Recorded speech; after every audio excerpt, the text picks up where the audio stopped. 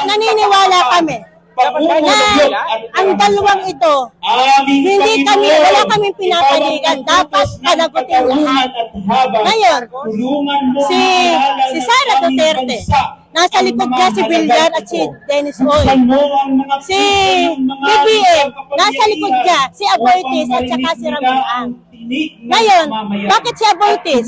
Yung nangyari sa privatization, sa pag-below power plant, sa pamumuno ni Aboitiz, na nasa ilalim na sino si Aboitiz? Sino si Ramon? Kaya dapat lang silang parehas managot. Wala kami kay kinikilingan. Lahat ng sangkot sa korupsyon panagot. Dapat makulong sila. Opo. At makulong sila parehas. At wag na silang bigyan ng pagkakataon na makapamuno.